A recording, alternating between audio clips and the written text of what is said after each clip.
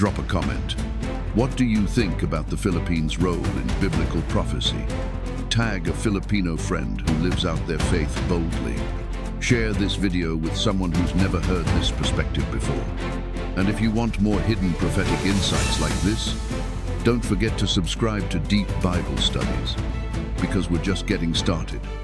There's more, much more, and it's time we stop overlooking the quiet ones. Because in the Bible, it's often the quiet ones who change everything. Until next time, stay alert, stay faithful, and keep your eyes on the Word. Because God is writing the final chapter, and the Philippines might just be part of it. And in God's kingdom, that's what moves mountains. As global tensions rise, as the Middle East trembles, as alliances shift and world leaders clash, there's one thing we must never forget. God is not surprised.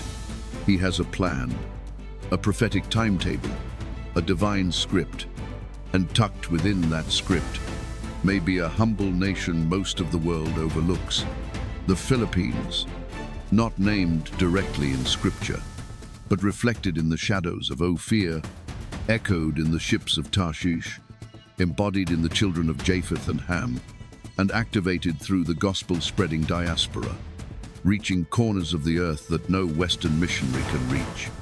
A nation that supported Israel when it mattered. A people who worship with passion, serve with love, and carry the name of Jesus with pride. Is the Philippines a chosen nation in the biblical sense? That's not for me to declare. But what I can say with confidence is that the signs are there. And if you've watched this far, then maybe, just maybe, you're part of this too. Maybe you were born in the Philippines for a reason. Or maybe you were sent there. Or maybe, like many, you've crossed oceans carrying your faith. Either way, you're not just living through history, you're living in prophecy. So here's my challenge to you. What if this is the final strategy of heaven? What if the global diaspora of the Philippines is not just economics, but prophetic deployment? You see, God often uses the unexpected. David was just a shepherd. Esther was just a girl in exile. Gideon was hiding in fear. And yet, each was chosen to shift history. So why not the Philippines? A nation of islands, a people of service, a heart for worship, a track record of faith. It may not have the military power of a superpower or the wealth of an empire, but it has something far more important: availability, obedience, faithfulness. Let's turn to the final book of the Bible, Revelation, because here is where everything begins to come together. In Revelation 7-9, we are given a glimpse of the end. After this I looked, and there before me was a great multitude, that no one could count, from every nation, tribe, people, and language, standing before the throne and before the Lamb. Did you hear that? Every nation, every tribe, every language, all worshipping before the throne of God. This is not metaphor. This is not symbolic. This is a prophetic picture of the global church, a vast and diverse army of believers gathered at the end of the age. And ask yourself, how do we get from here to there? How do we go from unreached nations and hidden villages to a multitude that no one could count? Through the gospel, through the missionary calling, through nations willing to go where others won't, to speak when others stay silent, to serve when others look away.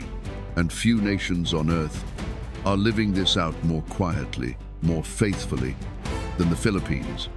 Filipino believers are in the Middle East, in Europe, in Africa, in islands and deserts and high-rises, not as tourists, not as diplomats, but as witnesses, working, caring, praying, living the gospel in daily acts of love and faith. So, let's piece this together. A nation possibly tied to ancient Ophir, a land of gold and sea trade. A people descended from the lines of Japheth and Ham, carrying the blessing of expansion and the grit of endurance. a modern Christian nation in an ocean of other religions, with a global diaspora that spreads the gospel in silence and sacrifice. A small but faithful country that stood with Israel when the world turned away. Are you starting to see it? Are you starting to feel the prophetic weight of this island nation? Because we haven't even talked about Revelation yet. But we will. And in a time when standing with Israel often brings political backlash, the Philippines has done it boldly.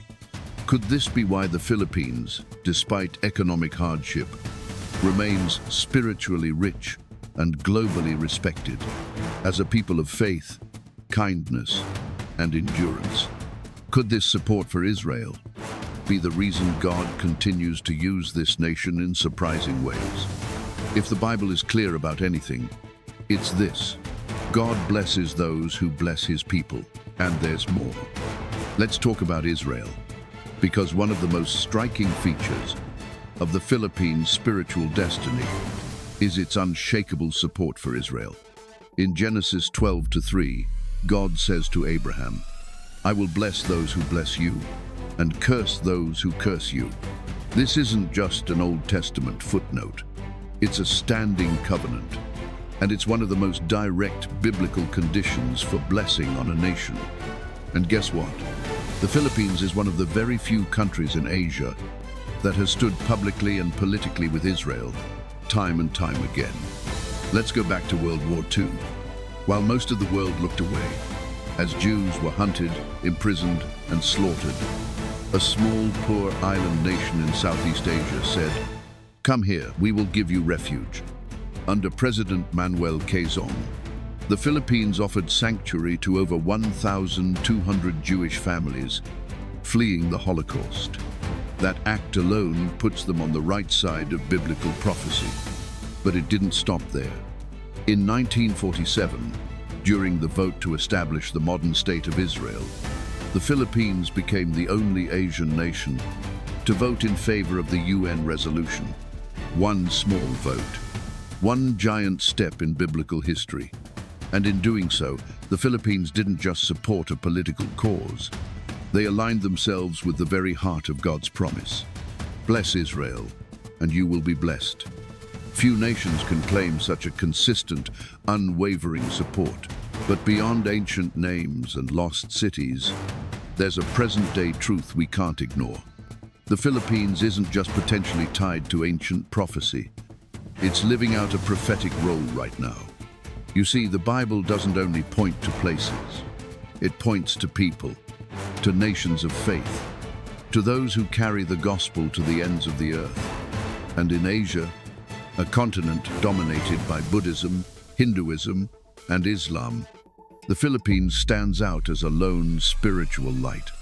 Over 80% of its population identifies as Christian, and the majority are Catholic, a result of centuries of gospel influence that began with Spanish colonization in the 1502. But here's the twist. This Christian identity isn't just cultural, it's missional. Filipinos don't just keep their faith, they carry it. Across the globe, from Saudi Arabia to Europe, from the Middle East to North America, millions of Filipino workers and professionals are planting spiritual seeds in hospitals, in schools, in private homes, in places where formal missionaries are not even allowed. This isn't coincidence. It's a diaspora by design. Matthew 24:14 tells us, "And this gospel of the kingdom will be preached in the whole world as a testimony to all nations, and then the end will come." Now read that again. The gospel must be preached to all nations, then the end comes. And guess who's doing that work? In many parts of the Islamic world, Filipino Christians are the only face of the gospel some people will ever see. They serve quietly, faithfully, lovingly, and they are fulfilling Jesus' final command in a way few others can. The Philippines, despite its political and economic struggles, has become one of the greatest missionary forces in modern Christian history. And yet, most people don't even realize it. That's why we're doing this video. Because this hidden role in biblical prophecy is too important to ignore. Is it conclusive? But is it compelling? Absolutely. And we're not done yet. Because the Bible doesn't just mention Ophir, it also speaks of Tarshish, another powerful maritime nation. In Isaiah 60:9, it says, "Surely the islands look to me. In the lead are the ships of Tarshish, bringing your children from afar, with their silver and gold, to the honor of the Lord your God, the Holy One of Israel." This is not just a poetic line, it's a prophetic picture of the last days, a time when distant islands and nations would return to the Lord, bringing wealth and worship. Could the Philippines, an island nation known for its seafaring history, its rich resources, and its global diaspora, be part of this biblical vision? Could the ships of Tarshish include the ships from Southeast Asia? Let's take this deeper. The mystery of Ophir, or Ophir, is one of the most fascinating enigmas in the entire Bible. In 1 Kings 10:22, we read that King Solomon, the wisest man who ever lived, sent ships every 3 years to Ophir, returning with gold, silver, ivory, and exotic animals. This wasn't some nearby trading route. This was a long and distant voyage to a land known for immense wealth. And for centuries, theologians and historians alike have asked the same burning question. Where was Ophir? Was it in Africa? In India? In South America? Or could it have been in the Philippines? You see, the Philippines is one of the most gold-rich lands on earth. Long before the Spanish ever set foot on its shores, Filipinos were already crafting gold jewelry, ceremonial pieces, and tools. The pre-colonial tribes didn't just find gold, they thrived on it. They traded it across the seas, with India, with Arabia, with China. And here's where the prophetic lens sharpens. The land of Ophir was rich, seafaring, far from Israel, overflowing with natural wealth, and intimately tied to biblical trade during King Solomon's reign. Sound familiar? The Philippines matches many of these criteria, both in geography and historic trade. Now consider this. Genesis 9:27 speaks of a blessing over Japheth. May God enlarge Japheth and let him dwell in the tents of Shem. This isn't just poetic language. It's a prophecy of expansion, influence, and dominion. And when you look at the Philippine diaspora, millions of Filipinos spread across the globe, working, serving, witnessing, you begin to wonder, is this expansion merely economic? Or is it prophetic? Is the global presence of the Filipino people part of God's end-time plan to spread the gospel to the farthest corners of the earth? Let's start with something astonishing.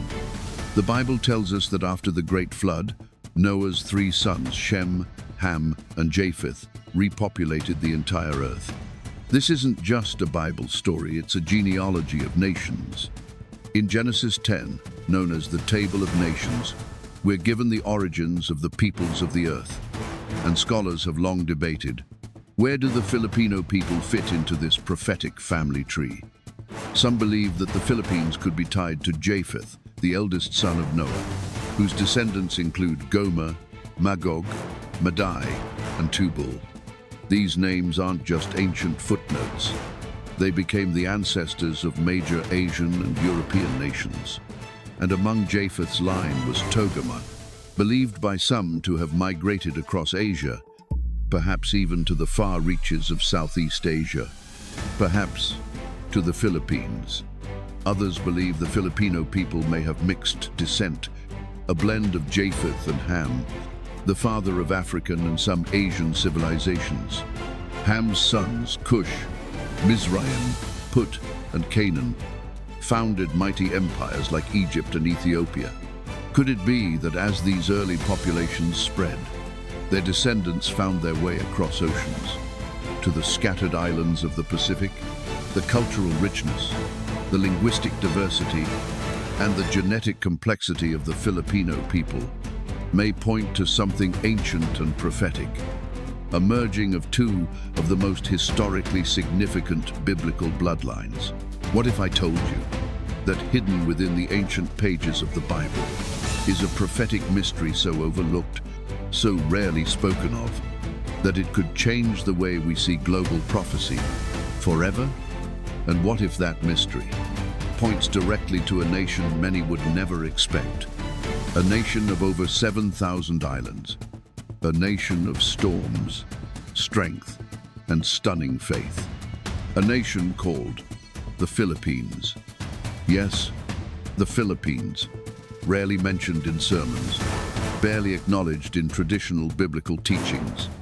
Yet this island nation may hold a key role in God's prophetic timeline, a role that's been overlooked for centuries. This isn't fantasy. This isn't just cultural pride. This is a biblical discovery that ties ancient prophecy to a modern nation with an unshakable Christian soul. And once you see the signs, you won't be able to unsee them.